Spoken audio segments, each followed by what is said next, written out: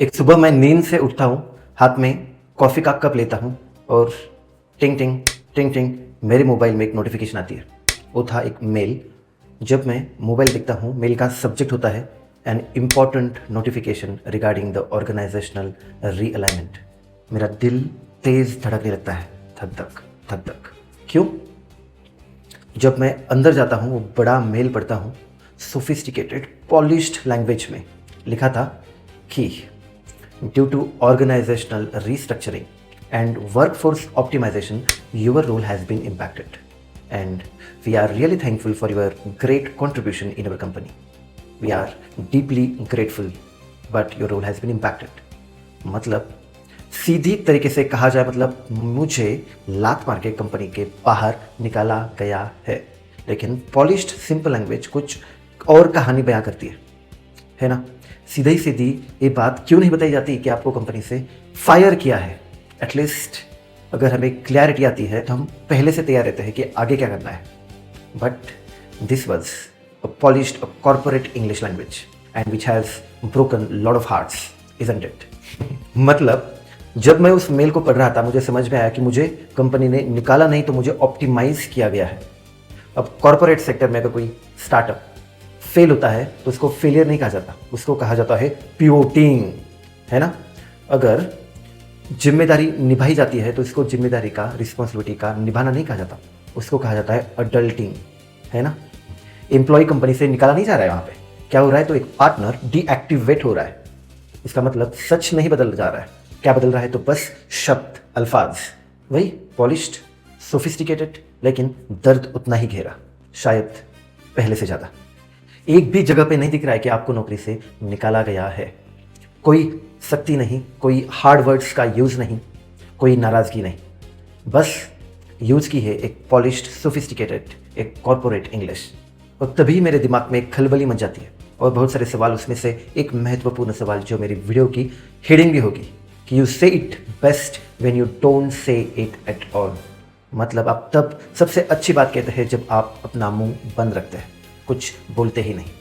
हम उन बयानों के इतने आदी हो चुके हैं जो बेहद रिफाइंड और कंट्रोल्ड होते हैं, खासकर प्लेटफॉर्म जैसे लिंक्डइन। आपने कभी लिंक्डइन देखा है? वहाँ पे पोस्ट्स पढ़ी है, लोग 5 मिनट की पोस्ट लिखते हैं, इतनी बड़ी बड़ी, शब्द केयरफुली चुने जाते हैं, भावनाएं पूरी तरीके से क्यूरेटेड होती है, लेकिन असल बात कहीं पीछे छूट जाती है। जब भी हम कुछ सच्चा और सीधा बोलते हैं, कमरे में हल्की असहजता फैल जाती है। इसलिए हमने शब्दों को पॉलिश करना सीख लिया है। चलिए एक वर्ड है, उसका यूज देखते हैं, हम्बलिंग।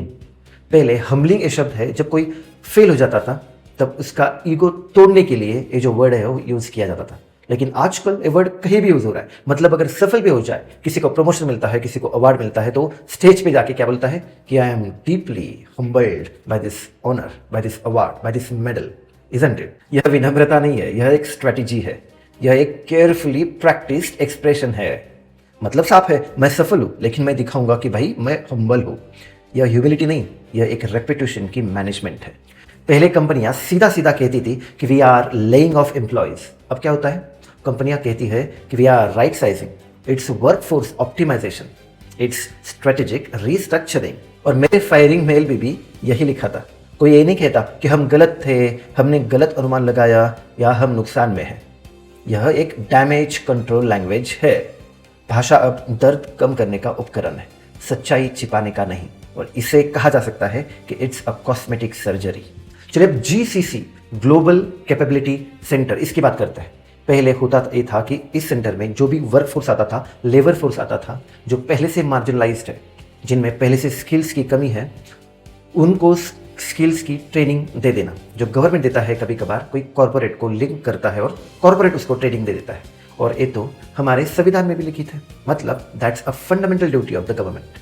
ठीक है, तो उसका बढ़ावा क्यों करना है? लेकिन क्या कहा जाता है कि we are building values, India is building values, we are thinking about the minimum payroll, है ना, या फिर एफिशिएंट ग्लोबल मॉडल।